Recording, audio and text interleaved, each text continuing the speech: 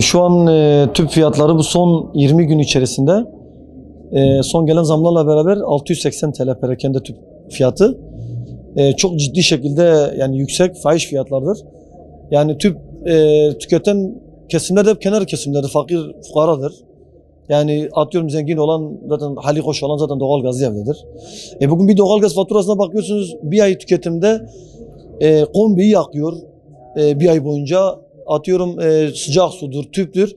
Gelen fatura 1000 liradır, 1500 liradır, 1300 liradır, 1200. Yani ortalaması 1000'dir.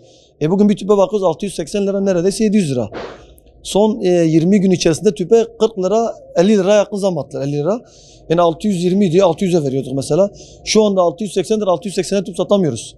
Elimizden geleni yapıyoruz yani gelen vatandaş hepsi 10 tanesinden 8 tanesi diyor ki ben durumum düşük şöyle böyle 680 olan tüpü yani 680'e satacağıma atıyorum veriyoruz 650'ye 630 620'ye kadar verdiğimiz insanlar oluyor. Artık bilmiyorum yani bunun önüne geçilmesi lazım. Küçük tüpün de şu an 140 TL küçük tüp. Zaten mahalleli biz aydınlık evlerdeyiz şu an. Mahallelerin geneli zaten piknik tüp kullanıyor. Büyük tüp alım gücü yok.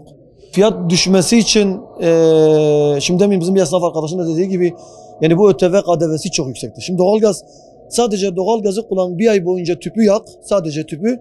Bir ay boyunca tüpün geleceği 150-200 lira gelmez yani. En fazla 200 lira gelir. Bugün tüpe bakıyorsun bir tüp 680 TL. Yani gerçekten bunun önüne geçilmesi lazım. Yani bu ÖTV'si de KDV'si de düşürülmesi lazım. Bir ay önce aldığım tüp 100 liraydı. Şimdi 140 lira yani. Hayat çünkü çok pahalı şu an. Şu an yani geçim sıkıntısı çoktur. Yani 140 lira çok pahalıdır. Hani ne diyeyim ben? Gariban insan değiştiremiyor. Hadi biz yine doğalgaz kullanıyoruz. Doğalgaz kullandığımız için doğalgaz daha avantajlıdır. Bu normalde ufak tefek şeyler yaptığım balıktır şunu bunu yaptığım için değiştiriyoruz. Yani hayat pahalıdır yani çok pahalı. Yani gariban insan ne yapsın? Maaşı olmayan insan ne yapsın yani? Askeri ücretle çalışan insan ne yapsın? Yani Allah yardımcıları olsun. Tüp fiyatları şu anda çok yüksek. KDV olarak da yüksektir. Şu anda alım gücü, insanların alım gücü düştüğü için de alım yapamıyorlar.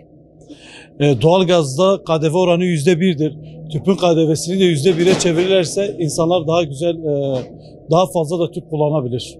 Yani tüpü alanlar fakir fukaradır. Başka kimse almıyor. Sadece fakir fukaralar alıyor. Başka da hiç kimse almıyor. Az kullanmaya çalışıyorlar. Olmuyor. KDV olarak düşmesi gerekiyor. ÖTV olarak düşmesi gerekiyor. İnsanların alım gücü gerçekten düşmüş. Bir de fakirin KDV'sini %20 yapıyorsun. Zenginin KDV'sini %1 yapıyorsun. Çok yanlış bir şey.